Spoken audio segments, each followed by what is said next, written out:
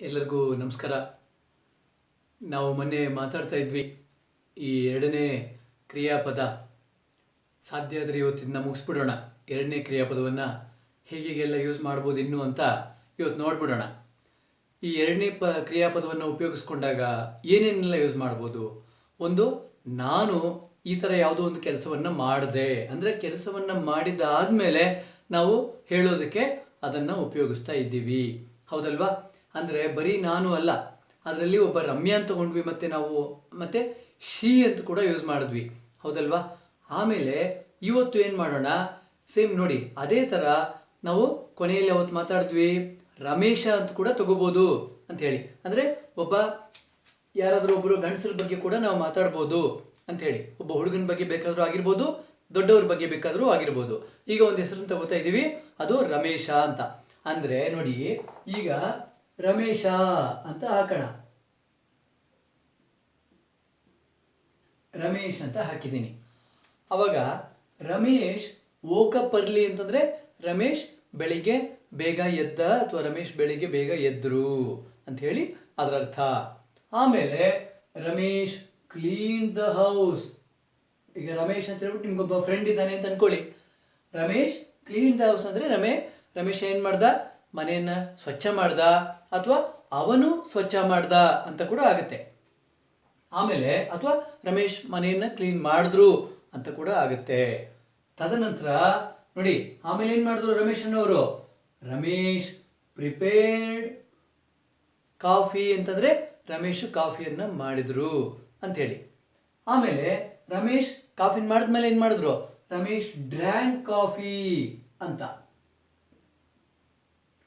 ನಿಮಗೆ ನೆನಪಿರಲಿ, ಇಲ್ಲಿ ಮಾತ್ರ ಈ ಸಂದರ್ಭದಲ್ಲಿ ಅಂದರೆ ಒಂದು ಕೆಲಸ ಆಗೋದ್ಮೇಲೆ ಆ ಕೆಲಸವನ್ನು ಹೇಳಬೇಕಾದ್ರೆ ಮಾತ್ರ ನಾವೇನು ಮಾಡ್ಬೋದು, ಈ ಒಂದು ಎರಡನೇ ಅಣ್ಣನನ್ನು ತಗೋಬೋದು. ಆಮೇಲೆ ಅದರ ಹಿಂಭಾಗದಲ್ಲಿ ನಾವು ಯಾರನ್ನು ಬೇಕಾದರೂ ಹಾಕ್ಬೋದು, ಏನು ಚೇಂಜಸ್ ಆಗೋದಿಲ್ಲ. ಹೆಸರನ್ನ ಯಾರನ್ನು ಬೇಕಾದ್ರೂ ಚೇಂಜ್ ಮಾಡ್ಬೋದು. ಬೇಕಾದರೆ ಯಾರಾದರೂ ಗಂಡಸ್ರ ಬಗ್ಗೆ ಮಾತಾಡ್ಬೋದು, ಯಾರಾದರೂ ಲೇಡೀಸ್ ಬಗ್ಗೆ ಮಾತಾಡ್ಬೋದು, ನನ್ನ ಬಗ್ಗೆ ಮಾತಾಡ್ಬೋದು, ಬೇರೆ ಯಾರ ಬಗ್ಗೆ ಬೇಕಾದರೂ ಮಾತಾಡ್ಬೋದು. ಆದರೆ ಬೇರೆ ಎಲ್ಲ ಸಂದರ್ಭಗಳಲ್ಲೂ ಇದು ಅಪ್ಲೈ ಆಗಲ್ಲ ಅನ್ನೋದು ನಿಮ್ಗೆ ನೆನಪಿರಲಿ. ಅಂದರೆ ಯಾವುದಾದ್ರೂ ಒಂದು ಕೆಲಸವನ್ನು ಮಾಡಿದಾದ್ಮೇಲೆ ಈ ಕೆಲಸವನ್ನು ಮಾಡಿದ್ರು ಅಥವಾ ಈ ಕೆಲಸ ಆಯಿತು, ಇಂಥವ್ರು ಈ ಕೆಲಸವನ್ನು ಮಾಡಿದ್ರು ಅಥವಾ ನಾನು ಮಾಡಿದೆ ಅಂತ ಹೇಳಬೇಕಾದ್ರೆ ಮಾತ್ರ ಈ ಎರಡನೇ ಅಣ್ಣನನ್ನು ಉಪಯೋಗಿಸಿದಾಗ ಅಲ್ಲಿ ಮಾತ್ರ ನಾವು ಈ ಥರ ಒಂದು ನಾವೇನು ರೂಲ್ಸ್ನ ಫಾಲೋ ಮಾಡ್ಬೋದು. ಎಲ್ಲ ಕಡೆ ಇದು ಫಾಲೋ ಆಗಲ್ಲ ಅನ್ನೋದು ನೆನಪಿರಲಿ. ಅವಾಗ ರಮೇಶ್ ಏನು ಮಾಡಿದ್ರು, ಕಾಫಿಯನ್ನು ಕುಡಿದ್ರು ಅಂತ ಆಯಿತು. ಆಮೇಲೆ ಏನು ಮಾಡಿದ್ರು, ಕುಡಿದಾದ್ಮೇಲೆ Ramesh went to a temple ಅಂತಂದರೆ ಒಂದು ದೇವಸ್ಥಾನಕ್ಕೆ ಹೋದ್ರು ಅಂತ ಆಯಿತು. ಆಮೇಲೆ ಏನು ಮಾಡಿದ್ರು ರಮೇಶ್ ಪ್ರೇ ಟು ಗಾಡ್, ಹೌದಲ್ವಾ? ರಮೇಶು ಏನು ಮಾಡಿದ್ರು, ಪ್ರೇ ಟು ಗಾಡ್ ಅಂತಂದರೆ ದೇವರಿಗೆ ನಮಸ್ಕಾರವನ್ನು ಮಾಡಿದ್ರು ಅಥವಾ ಪ್ರಾರ್ಥನೆಯನ್ನು ಮಾಡಿದ್ರು ಅಂತ. ತದನಂತರ ರಮೇಶ್ ಕೇಮ್ ಬ್ಯಾಕ್ ಹೋಮ್ ಅಂತಂದರೆ ರಮೇಶು ಮನೆಗೆ ವಾಪಸ್ ಬಂದರು ಅಂತ. ರಮೇಶು ಮನೆಗೆ ವಾಪಸ್ ಬಂದರು. ಆಮೇಲೆ ಏನು ಮಾಡಿದ್ರು, Ramesh ate breakfast. Ramesh ate breakfast ಅಂತಂದರೆ ಏಟ್ ಅಂತಂದರೆ ಎಲ್ಲಿ ಬಳಸೋದು ನಾವು, ಅದು ಕ್ರಿಯಾಪದ ನಂಬರ್ 2. ಅದು ತಿಂದಿದ್ದಾದಮೇಲೆ ನಾನು ತಿಂದೆ ಅಂತ ಬೇಕಾದರೂ ನಾನು ಹೇಳ್ಬೋದು ಐ ಏಟ್ ಬ್ರೇಕ್ಫಾಸ್ಟ್ ಅಂತ ಹೇಳ್ಬೋದು. ಅಥವಾ ಈಗ ರಮೇಶ ತಿಂದಿದ್ದಾಯಿತು ಅಂತಂದರೆ ಅಲ್ಲೂ ಬೇಕಾದ್ರೂ ನಾವು ಹೇಳ್ಬೋದು ಎಂತ, ರಮೇಶ್ ಏಟ್ ಬ್ರೇಕ್ಫಾಸ್ಟ್ ಅಂದರೆ ರಮೇಶ್ ಬ್ರೇಕ್ಫಾಸ್ಟನ್ನು ತಿಂದ ಅಥವಾ ದೋಸೆಯನ್ನು ತಿಂದ ಅಂತ ಬೇಕಾದರೂ ಹೇಳ್ಬೋದು ನಾವು. ರಮೇಶ್ ಏಟ್ ದೋಸೆ ಅಂತ ಹೇಳ್ಬೋದು, ರಮೇಶ್ ಏಟ್ ಮಸಾಲೆ ದೋಸೆ ಅಂತ ಹೇಳ್ಬೋದು, ಏನು ಬೇಕಾದರೂ ಹೇಳ್ಬೋದು. ಆಮೇಲೆ ನೆಕ್ಸ್ಟು ರಮೇಶ್ ಏನು ಮಾಡ್ದ, ಆಮೇಲೆ ಒಂದು ಸ್ವಲ್ಪ ಹೊತ್ತು ಅಥವಾ ಏನು ಮಾಡಿದ್ರು ಅವರು, ಮಾಡ್ದ ಅಥವಾ ಮಾಡಿದ್ರು ಎರಡಕ್ಕೂ ಅದೇನೆ. ನೆನ್ಪಿಟ್ಕೊಳ್ಳಿ, ಮರ್ಯಾದೆ ಕೊಡೋದಕ್ಕೂ ಅದೇನೆ, ಮರ್ಯಾದೆ ಕೊಡದೇ ಇರೋದಕ್ಕೂ ಅದೇನೆ. ಇಂಗ್ಲೀಷ್ನಲ್ಲಿ ಮರ್ಯಾದೆಗೆ ಬೇರೆ, ಮರ್ಯಾದೆ ಕೊಡದೇ ಇರೋದಕ್ಕೆ ಬೇರೆ ಅಂತ ಹೇಳ್ಬಿಟ್ಟು ಇಂಗ್ಲೀಷ್ನಲ್ಲಿ ಇಲ್ಲ. ಈಗ ನೆಕ್ಸ್ಟು ರಮೇಶ್ ಏನು ಮಾಡಿದ್ರು, ರೆಡ್ ಅಂತಂದರೆ ಇಲ್ಲಿ ಬಳಸಿರೋದು ನೋಡಿ, ಏನು ಸರ್ READ ಇದೆ, ನೀವು ರೆಡ್ ಅಂತ ಇದ್ದೀರಿ ಅಂತ ಅನುಮಾನ ಬರ್ಬೋದು. ಇಲ್ಲಿ READ ಇದ್ದರೂ ಕೂಡ, ಸ್ಪೆಲ್ಲಿಂಗ್ ಹಾಗೆ ಇದ್ದರೂ ಕೂಡ ನಾವು ಕ್ರಿಯಾಪದ ನಂಬರ್ 2 ಅಂದರೆ ವರ್ಡ್ ನಂಬರ್ 2 ಬಳಸಬೇಕಾದ್ರೆ ಅದನ್ನ ರೆಡ್ ಅಂತ ಯೂಸ್ ಮಾಡಬೇಕು ಕೆಲಸ ಆಗಿದ್ದಾದಮೇಲೆ. ಈಗ ನಾನು ಪುಸ್ತಕ ಓದ್ತೀನಿ ಅಂತ ನಿಮ್ಗೆ ಹೇಳೋದಾದರೆ I will read the book ಅಂತ ಹೇಳ್ಬಿಟ್ಟು ಹೇಳ್ಬೋದು. ಅಥವಾ ರಮೇಶ್ ಈಸ್ ರೀಡಿಂಗ್ ಬುಕ್ ಅಥವಾ Ramesh will read the book ಅಂತಂದರೆ ರಮೇಶ್ ಪುಸ್ತಕವನ್ನು ಓದ್ತಾನೆ ಅಂತ ಆಯಿತು. ಈಗ ರಮೇಶ್ ಪುಸ್ತಕ ಓದಿದಾಯಿತು. ಈಗ ಆವಾಗ ಹೇಗೆ ಹೇಳಬೇಕು ನಾನು ನಿಮಗೆ, ರಮೇಶ್ ರೆಡ್ ದ ಬುಕ್ ಅಂತ ಹೇಳ್ಬಿಟ್ಟು ಹೇಳಬೇಕು, ಅಥವಾ ರಮೇಶ್ ರೆಡ್ ಯಾವುದಾದ್ರೂ ಪೇಪರ್ ಆಗಿರ್ಬೋದು ಅಥವಾ ನ್ಯೂಸ್ ಪೇಪರ್ ಹೇಳ್ಬೋದು, ಯಾವುದಾದ್ರೂ ಆಗಿರ್ಬೋದು. ಅವಾಗ ಏನಾಯ್ತು, ಈಗ ರಮೇಶ್ ಈಗ ಓದಿದ್ದಾಗಿದೆ, ಅವಾಗ ನಾನು ಏನು ಹೇಳಬೇಕು, Ramesh red the news paper ಅಂತ ಹೇಳಬೇಕು. ತದನಂತರ ಏನು ಮಾಡ್ದ ರಮೇಶ, ನಮ್ಮ ಇವನಿಗೆ ಯಾರಿಗೆ, ಅವನ ತಮ್ಮನಿಗೆ, ರಮೇಶನ ತಮ್ಮ ಒಬ್ಬ ಎಂದು ರಾಜೀವ ಅಂತ ಹೇಳ್ಬಿಟ್ಟು ಇಟ್ಕೊಳ್ಳಿ. ರಮೇಶ್ ಏನು ಮಾಡ್ದ, Ramesh gave breakfast to his brother ಅಂತ ಮಾಡ್ಕೊಳ್ಳಿ. ಹಿಸ್ ಅಂದ್ರೆ ಅವನ, ಹರ್ ಅಂದ್ರೆ ಅವಳ, ಅರ್ಥ ಆಯ್ತಾ? ಹರ್ ಅಂದ್ರೆ ಅವಳ ಅಂತ ಆಗುತ್ತೆ. ಅಂದ್ರೆ ಅವಳ ತಂಗಿ ಅಂತ ಹೇಳ್ಬೇಕಾದ್ರೆ ನಾವು ಹರ್ ಸಿಸ್ಟರ್ ಅಂತ ಹೇಳ್ಬಿಟ್ಟು ಹೇಳ್ತೀವಿ. ಅವನ ತಮ್ಮ ಅಥವಾ ಅವನ ತಂಗಿ ಅಂತ ಹೇಳ್ಬೇಕಾದ್ರೆ ಹಿಸ್ ಸಿಸ್ಟರ್ ಅಥವಾ ಹಿಸ್ ಬ್ರದರ್ ಅಂತ ಯೂಸ್ ಮಾಡಬೇಕು. ಅರ್ಥ ಅರ್ಥ ಆಯ್ತಾ? ನೆಕ್ಸ್ಟ್ ರಮೇಶ್ ಏನ್ ಮಾಡ್ಬೇಕು ನಾವು, gave breakfast to his brother ಅಂದ್ರೆ ರಮೇಶ್ ಬ್ರೇಕ್ಫಾಸ್ಟ್ ಅನ್ನ ತನ್ನ ತಮ್ಮನಿಗೆ ಕೊಟ್ಟ ಅಥವಾ ಕೊಟ್ರು ಅಂತ ಆಯ್ತು. ಆಮೇಲೆ ಏನ್ ಮಾಡಿದ್ರು ರಮೇಶು ಎಲ್ಲಿಗೆ ಹೋದ್ರು, ಮಾರ್ಕೆಟ್ಗೆ ಹೋದ್ರು. ರಮೇಶ್ ವೆಂಟ್ ಟು ಮಾರ್ಕೆಟ್ ಅಂತ ಬರೀರಿ, ಆಯ್ತಾ? ರಮೇಶ್ ವೆಂಟ್ ಟು ಮಾರ್ಕೆಟ್ ಅಂದ್ರೆ ರಮೇಶ್ ಮಾರ್ಕೆಟ್ಗೆ ಹೋದ್ರು ಅಂತ ಆಯ್ತು. ಆಮೇಲೆ ಏನ್ ಮಾಡೋಣ, ರಮೇಶ್ ಬ್ರಾಟ್ ವೆಜಿಟೇಬಲ್ಸ್ ಅಂತಂದ್ರೆ ರಮೇಶ್ ವೆಜಿಟೇಬಲ್ಸ್ನ ತಗೊಂಡ್ ಬಂದ್ರು ಅಂತ ಆಗುತ್ತೆ. ರಮೇಶ್ ಏನ್ ಮಾಡಿದ್ರು, ವೆಜಿಟೇಬಲ್ಸ್ನ ತಗೊಂಡ್ ಬಂದ್ರು ಅಂತ. ನೋಡಿ ಇಷ್ಟೆಲ್ಲ ನೋಡಿ ನಿಮ್ಗೆ ನೆನಪಿರ್ಬೇಕು, ನಾವು ಒಂದು 2-3 ವಿಡಿಯೋಗಳಿಂದ ಇದನ್ನೇ ಕವರ್ ಮಾಡ್ತಾ ಇದ್ದೀವಿ. ಯಾವುದು, ಕ್ರಿಯಾಪದ ನಂಬರ್ 2. ಏನಕ್ಕೆ ಅಂದ್ರೆ ಒಂದೇ ಒಂದು ಕ್ರಿಯಾಪದ ಸರಿಯಾಗಿ ನಮ್ಮ ತಲೆಯಲ್ಲಿ ಕೂತ್ಕೊಂಡ್ಬಿಟ್ರೆ ಆಮೇಲೆ ಮಿಕ್ಕಿದ 4 ಜನ ಅರ್ಥ ಮಾಡ್ಕೊಳೋದಕ್ಕೆ ಈಸಿ ಆಗುತ್ತೆ. ಇನ್ಯಾರು 4 ಜನ? ಮೊದಲನೇ ಕ್ರಿಯಾಪದ ಯಾವುದು, ವರ್ಡ್ ನಂಬರ್ 1 ನೋಡಿ, ಇಲ್ಲಿ ಅಳಿಸ್ಬಿಡ್ತೀನಿ. ಇಲ್ಲಿ ಅಷ್ಟೇ ಅಲ್ಲ, ವರ್ಡ್ ನಂಬರ್ 1 ಬಗ್ಗೆ ಮತ್ತೆ ಇನ್ನೊಂದ್ಸರಿ ಮಾತಾಡೋದಕ್ಕೆ ಮುಂಚೆ ಈ ರಮೇಶ್ ಅನ್ನೋದನ್ನ ಬರೀ ರಮೇಶ್ ಮಾತ್ರ ಹೇಳ್ಬೋದಾ ಅಥವಾ ಬೇರೆ ಇನ್ನೇನಾದ್ರೂ ಹೇಳ್ಬೋದಾ ಅಂತ ಹೇಳ್ಬಿಟ್ಟು ನೋಡೋಣ. ಈಗ ರಮೇಶ್ ಅಂತ ಹೇಳಿದ್ವಲ್ಲ ಇಷ್ಟೊತ್ತು, ಈಗ ರಮೇಶನ್ನ ಹಿ ಅಂತ ಹಾಕ್ತಾ ಹೋಗೋಣ. ಅಂದ್ರೆ ಅವನು ಅಥವಾ ಅವರು ಎರಡೂ ಆಗುತ್ತೆ. ರಮೇಶ್ ಓಕಪ್ ಅರ್ಲಿ ಅಂತಂದ್ರೆ ರಮೇಶ್ ಬೆಳಿಗ್ಗೆ ಬೇಗ ಎದ್ರು ಅಥವಾ ಎದ್ದ ಅಂತ ಆಯ್ತು. ಹಿ ಕ್ಲೀನ್ ದ ಹೌಸ್ ಅಂತಂದ್ರೆ ಅಲ್ಲಿ ಹಿ ಅಂದ್ರೆ ರಮೇಶನೇ, ಅರ್ಥ ಆಯ್ತಾ? ಅಂದ್ರೆ ಅವನು ಅಂತ ಹೇಳ್ತೀವಲ್ವಾ ನಾವು, ಅದೇನೆ, ಅಥವಾ ಅವರು ಅಂತ ಹೇಳ್ತೀವಲ್ವಾ ಅದೇನೆ. ಸೊ ರಮೇಶ್ ಮನೆಯನ್ನ ಕ್ಲೀನ್ ಮಾಡಿದ್ರು. ಆಮೇಲೆ ಹಿ ಪ್ರಿಪೇರ್ಡ್ ದಿ ಕಾಫಿ ಅಂದ್ರೆ ಅವರು ಕಾಫಿಯನ್ನ ಮಾಡಿದ್ರು. ಹಿ ಏನ್ ಮಾಡಿದ್ರು, ಡ್ರ್ಯಾಂಕ್ ದಿ ಕಾಫಿ ಅಂತಂದ್ರೆ ಅವರು ಕಾಫಿಯನ್ನ ಕುಡಿದ್ರು ಅಥವಾ ಅವನು ಕಾಫಿಯನ್ನ ಕುಡ್ದ. He went to a temple ಅಂತಂದ್ರೆ ಅವನು ಒಂದು ದೇವಸ್ಥಾನಕ್ಕೆ ಹೋದ ಅಥವಾ ಅವರು ಒಂದು ದೇವಸ್ಥಾನಕ್ಕೆ ಹೋದ್ರು. ಹಿ ಪ್ರೇಡ್ ಟು ಗಾಡ್ ಅಂತಂದ್ರೆ ಅವರು ದೇವರಿಗೆ ಪ್ರಾರ್ಥನೆ ಮಾಡಿದ್ರು ಅಥವಾ ಅವನು ದೇವರಿಗೆ ಪ್ರಾರ್ಥನೆ ಮಾಡ್ದ ಅಂತ ಹೇಳಿ. ತದನಂತರ ಹಿ ಕೇಮ್ ಬ್ಯಾಕ್ ಹೋಮ್ ಅಂತಂದ್ರೆ ಯಾರು, ಹಿ ಅಂದ್ರೆ ಇಲ್ಲಿ ಎಲ್ಲ ನಾವೇನು ಹಿ ತೋರಿಸ್ತಾ ಇದ್ದೀವಿ ಅದು ಅವನು ಅಥವಾ ಅವರು ಅನ್ನುವಂಥದ್ದು ಯಾರ ಬಗ್ಗೆ, ರಮೇಶನ ಬಗ್ಗೆ ಅನ್ನೋದನ್ನ ಮರಿಬಾರ್ದು, ಸರಿನಾ? ಈಗ ನಾವು ಯಾರ ಬಗ್ಗೆ ಆದ್ರೂ ಮಾತಾಡ್ಬೇಕಾದ್ರೆ ಈಗ ನೋಡಿ, ಒಬ್ಬ ಕೃಷ್ಣಪ್ಪ ಅಂತ ಹೇಳ್ಬಿಟ್ಟು ಇರ್ತಾರೆ ಅಥವಾ ಕೃಷ್ಣ ಅಂತ ಇದ್ದಾನೆ. ಕೃಷ್ಣ ನಾಳೆ ನಮ್ಮ ಮನೆಗೆ ಬರ್ತಾನಪ್ಪ ಅಂತ ಹೇಳ್ಬಿಟ್ಟು ಹೇಳ್ತೀವಿ. ಅದಾದ್ಮೇಲೆ ಅವನು ಬರ್ಬೇಕಾದ್ರೆ ನನಗೆ ಒಂದು ಸ್ವಲ್ಪ ಮಾವಿನ ಹಣ್ಣು ತಗೊಂಡ್ಬರ್ತಾ ಇದ್ದಾನೆ ಅಂತ ಹೇಳ್ಬಿಟ್ಟು ಹೇಳ್ತೀವಿ. ಅಲ್ಲ, ಅವನು ಅಂತ ಬಂದಲ್ಲ, ಯಾರು ಬೇರೆಯವ್ರ ಬಗ್ಗೆ ಮಾತಾಡಿದ್ವಾ? ಸಡನ್ ಆಗಿ ನಾವು ರಮೇಶ್ ಬಗ್ಗೆ ಮಾತಾಡಲಿಲ್ಲ, ಅಲ್ಲಿ ಕೃಷ್ಣನ ಬಗ್ಗೆನೇ ಮಾತಾಡ್ತಾ ಇದ್ವಲ್ಲ. ಅಲ್ಲಿ ನಾವೇನು ಅವನು ಅಥವಾ ಅವರು ಅಂತ ಹೇಳ್ತಾ ಇದ್ದೀವೋ ಅದೇ ಸರ್ವನಾಮ ಪದ, ಅಂದ್ರೆ ಪ್ರನೌನ್ ಅಂತ ಹೇಳ್ಬಿಟ್ಟು ಏನು ಕರಿತೀವಿ ಅದನ್ನೇ ನಾವು ಇಲ್ಲಿ ಯೂಸ್ ಮಾಡ್ತಾ ಇದ್ದೀವಿ. ಇಲ್ಲಿ ಏನು ಮಾಡ್ತೀವಿ, ರಮೇಶ ಅನ್ನೋದ್ರ ಬದಲು ಬೇರೆ ಕಡೆ ಎಲ್ಲ ಇಲ್ಲಿ ಹಿ ಅಂತ ಅನ್ಕೊಂಡು ಹೋಗ್ತಾ ಇದ್ದೀವಿ, ಅದನ್ನ ಮರಿಬಾರ್ದು. ಆಮೇಲೆ ಹಿ ಕೇಮ್ ಬ್ಯಾಕ್ ಹೋಮ್ ಅಂದ್ರೆ ಅವನು ಅಥವಾ ಅವರು ಮನೆಗೆ ವಾಪಸ್ ಬಂದ್ರು ಅಂತ. ಆಮೇಲೆ ಹಿ ಏಟ್ ಬ್ರೇಕ್ಫಾಸ್ಟ್ ಅಂದ್ರೆ ಅವನು ಬ್ರೇಕ್ಫಾಸ್ಟ್ ಅನ್ನ ತಿಂದ ಅಥವಾ ಅವರು ಬ್ರೇಕ್ಫಾಸ್ಟ್ ನ ತಿಂದ್ರು ಅಂತ. ಆಮೇಲೆ ಹಿ ರೆಡ್ ದಿ ನ್ಯೂಸ್ ಪೇಪರ್ ಅಂತಂದ್ರೆ ಅವನು ನ್ಯೂಸ್ ಪೇಪರ್ ಓದ್ದ ಅಥವಾ ಅವರು ನ್ಯೂಸ್ ಪೇಪರ್ ಅನ್ನು ಓದಿದ್ರು ಅಂತ. ಹಿ ಗೇವ್ ಏನು ಬ್ರೇಕ್ಫಾಸ್ಟ್ ಟು ಹಿಸ್ ಬ್ರದರ್ ಅಥವಾ ಹಿಸ್ ಸಿಸ್ಟರ್ ಹಾಕೊಳ್ಳಿ ಈಗ. ಅಂದ್ರೆ ಅವನು ತನ್ನ ತಂಗಿಗೆ ತಿಂಡಿಯನ್ನ ಕೊಟ್ಟ ಅಥವಾ ಅವರು ತಮ್ಮ ತಂಗಿಗೆ ತಿಂಡಿಯನ್ನ ಕೊಟ್ರು ಅಂತ ಮಾಡ್ಕೋಬಹುದು. ಆಮೇಲೆ ಏನ್ ಕೊಟ್ಟಿದ್ದಾದ್ಮೇಲೆ ಏನ್ ಮಾಡಿದ್ರು ಅವರು, ಹಿ ವೆಂಟ್ ಟು ಮಾರ್ಕೆಟ್ ಅಂತಂದ್ರೆ ಅವರು ಒಂದು ಮಾರ್ಕೆಟ್ಗೆ ಹೋದ್ರು ಅಥವಾ ಒಂದು ಸಂತೆಗೆ ಹೋದ್ರು ಅಥವಾ ಎಲ್ಲಿಗೋ ಒಂದು ದಿನಸಿ ಖರೀದಿ ಮಾಡೋದಕ್ಕೋ ಯಾವುದಕ್ಕೋ ಒಂದಕ್ಕೆ ಹೋದ್ರು ಅಂತ ಹೇಳ್ಬೋದು. ಹಿ ವೆಂಟ್ ಟು ಮಾರ್ಕೆಟ್ ಅಂದ್ರೆ ಮಾರ್ಕೆಟ್ಗೆ ಹೋದ್ರು.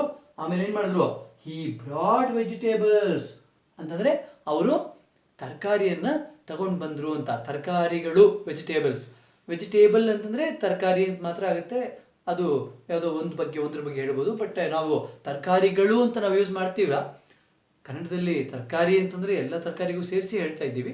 ವೆಜಿಟೇಬಲ್ಸ್ ಅಂತ ಬೇಕಾದ್ರೆ ಹಾಕ್ಕೊಳ್ಳಿ, ವೆಜಿಟೇಬಲ್ಸ್ ಒಳ್ಳೆಯದು. ಈಗ ನೋಡಿ ಇದನ್ನೆಲ್ಲ ಅಳಿಸ್ಬಿಡೋಣ. ಈಗ ನಿಮಗೆ ರಮೇಶ ಅನ್ನೋದು ಅರ್ಥ ಆಯಿತು. ಅಂದರೆ ರಮೇಶ ಇಂಥ ಕೆಲಸವನ್ನು ಮಾಡ್ದ ಅಂತ ಹೇಳೋದು ಈಸಿ ಆಯಿತು.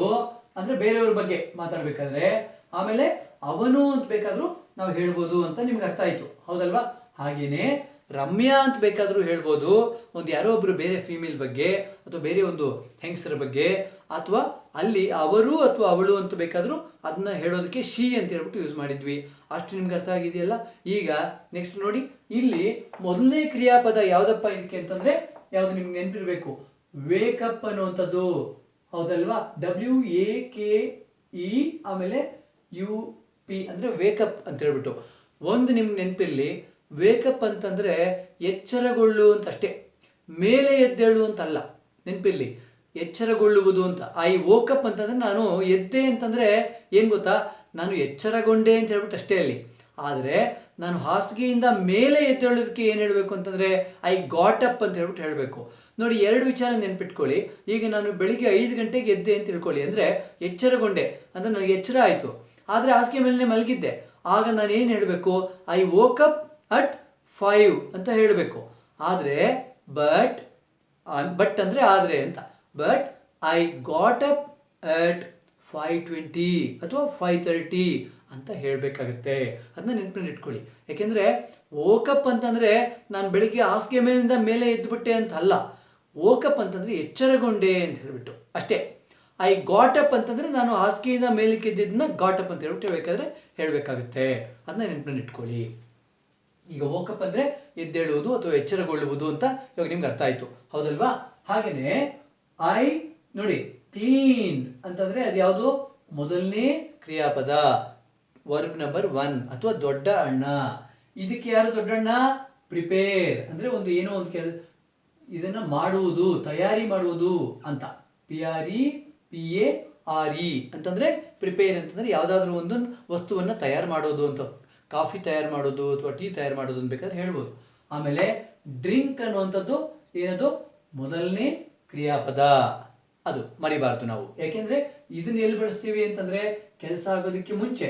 ಈಗ ನಾನು ಬೇರೆ ಯಾರಿಗಾದ್ರೂ ಆ ಕೆಲಸವನ್ನು ಮಾಡಿ ಅಂತ ಹೇಳಬೇಕಾದ್ರೆ ಅದನ್ನು ಬಳಸಬೇಕು. ಇದನ್ನ ಈ ಎಲ್ಲ ಪದಗಳನ್ನು ನಾನು ಮಾಡ್ತೀನಿ ಅಥವಾ ಇನ್ನೊಬ್ರು ಮಾಡಿ ಅಂತ ನಾವು ಬೇರೆಯವ್ರಿಗೆ ಹೇಳಬೇಕಾದ್ರೆ ಅಲ್ಲೆಲ್ಲ ಇದು ಬರುತ್ತೆ, ಮೊದಲನೇ ಕ್ರಿಯಾಪದ, ಮರಿಬಾರ್ದು.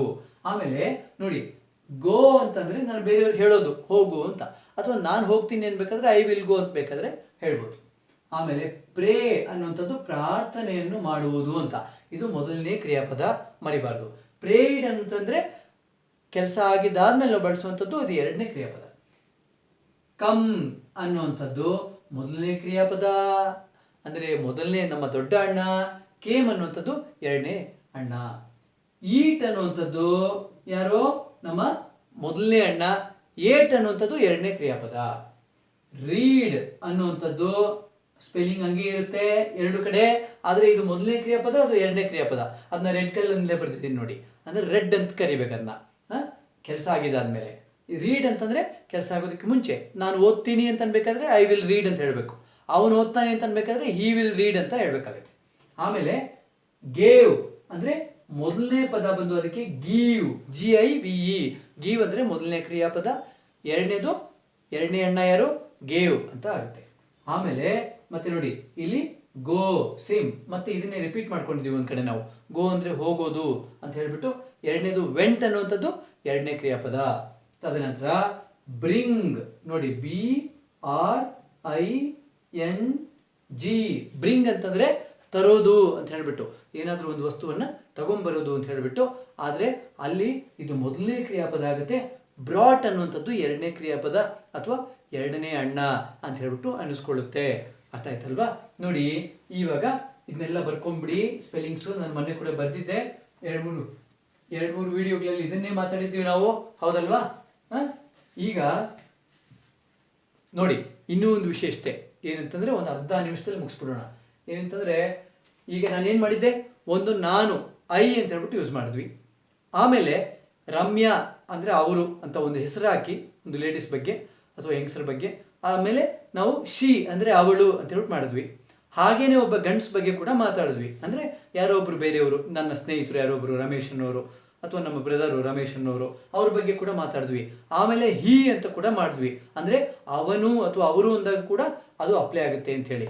ನೆಕ್ಸ್ಟು ಏನಂತಂದರೆ ನೋಡಿ, ಇಲ್ಲಿ ನಮ್ಮ ವಿ, ನಾವು. ಈಗ ನಾನು ಮತ್ತೆ ನನ್ನ ತಮ್ಮ ಒಬ್ಬ ಇದ್ದಾನೆ ಅಂತ ಅನ್ಕೊಳ್ಳಿ, ಅರ್ಥ ಆಯ್ತಾ?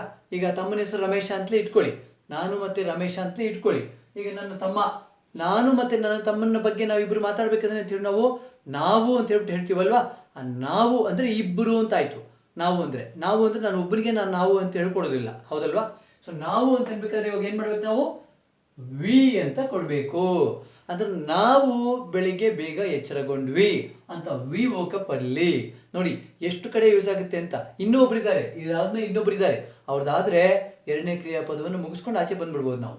ಆಮೇಲೆ ವಿ ಕ್ಲೀನ್ ದ ಹೌಸ್ ಅಂತಂದ್ರೆ ನಾವು ಮನೆಯನ್ನ ಕ್ಲೀನ್ ಮಾಡಿದ್ವಿ. ಅದು ನಾವು ಅಂತಂದ್ರೆ ಈಗ ನಾನು ನನ್ನ ತಮ್ಮನ ಬಗ್ಗೆ ಬೇಕಾದ್ರೂ ಮಾತಾಡ್ಬೋದು, ಅಥವಾ ನಾನು ನನ್ನ ಮಗುವಿನ ಬಗ್ಗೆ ಮಾತಾಡ್ಬೋದು, ಅಥವಾ ನಾನು ನಮ್ಮ ತಾಯಿ ಬೇಕಾದ್ರೂ ಮಾತಾಡ್ಬೋದು. ಯಾರಾದ್ರೂ ಇಬ್ಬರು ಅಥವಾ 3 ಜನ 4 ಜನ ಇದ್ದಾಗ ನಾವು ಏನಂತೀವಿ, ವಿ ಅಂತ ಅಂತೀವಿ. ಅಂದ್ರೆ ನಾವು ಅಂತ ಎಲ್ಲಿ ಬಳಸ್ತೀವಿ ನಾವು ಕನ್ನಡದಲ್ಲಿ, ಅಲ್ಲಿ ನಾವು ವಿ ಅಂತ ಬಳಸ್ತಾ ಇದ್ದೀವಿ. ಆಮೇಲೆ ವಿ ಪ್ರಿಪೇರ್ಡ್ ಕಾಫಿ ಅಂದ್ರೆ ನಾವು ಕಾಫಿಯನ್ನು ಮಾಡಿದ್ವಿ ಅಂತ. ವಿ ಡ್ರ್ಯಾಂಕ್ ಕಾಫಿ ಅಂದ್ರೆ ನಾವು ಕಾಫಿಯನ್ನು ಕುಡಿದ್ವಿ. We went to a temple ಅಂತಂದ್ರೆ ನಾವು ಒಂದು ದೇವಸ್ಥಾನಕ್ಕೆ ಹೋದ್ವಿ. ವಿ ಪ್ರೇ ಟು ಗಾಡ್ ಅಂತಂದ್ರೆ ನಾವು ದೇವರಿಗೆ ಪ್ರಾರ್ಥನೆಯನ್ನು ಮಾಡಿದ್ವಿ. ಆಮೇಲೆ ವಿ ಕೇಮ್ ಬ್ಯಾಕ್ ಹೋಮ್ ಅಂದ್ರೆ ನಾವು ಮನೆಗೆ ವಾಪಸ್ ಬಂದ್ವಿ.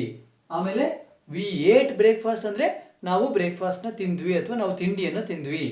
ಆಮೇಲೆ ವಿ ರೆಡ್ ನ್ಯೂಸ್ ಪೇಪರ್ ಅಂತಂದ್ರೆ ನಾವು ನ್ಯೂಸ್ ಪೇಪರನ್ನು ಓದಿದ್ವಿ. ಆಮೇಲೆ we gave breakfast to our mother ಅನ್ಬೇಕಾದ್ರೆ ಹೇಳ್ಬೋದು, ನಾವು ನಮ್ಮ ತಾಯಿಗೆ ನಾವು ಬ್ರೇಕ್ಫಾಸ್ಟ್ನ ಕೊಟ್ವಿ. ಆಮೇಲೆ we went to a market ಅಂತಂದ್ರೆ ನಾವು ಒಂದು ಮಾರ್ಕೆಟ್ಗೆ ಹೋದ್ವಿ. ವಿ ಬ್ರಾಟ್ ವೆಜಿಟೇಬಲ್ಸ್ ಅಂತಂದ್ರೆ ನಾವು ತರಕಾರಿಯನ್ನು ತಗೊಂಡು ಬಂದ್ವಿ ಅಂತ ಆಯಿತು. ಅಷ್ಟೇ ಅಲ್ಲ, ಒಂದು ನಾನು ಅನ್ನುವಂಥದ್ದು, ಇನ್ನೊಂದು ಒಂದು ಹೆಂಗಸಿನ ಹೆಸರು ಹೇಳುವಂಥದ್ದು, ಮತ್ತು ಅವಳನ್ನ ಹಿ ಅನ್ನುವಂಥದ್ದು ಅಷ್ಟು ಕಡೆ. ಆಮೇಲೆ ಇನ್ನೊಂದು ಒಬ್ಬ ಗಂಡಸಿನ ಬಗ್ಗೆ ಹೆಸರು ಹೇಳುವಂಥದ್ದು ಮತ್ತು ಅವನನ್ನು ಹಿ ಅನ್ನುವಂಥದ್ದು. ಐದು ಸಂದರ್ಭಗಳಾಯಿತು. ಆಮೇಲೆ ಇನ್ನೊಂದು ಯಾವುದು, ಇಲ್ಲಿ ವಿ ಅನ್ನುವಂಥದ್ದು 6.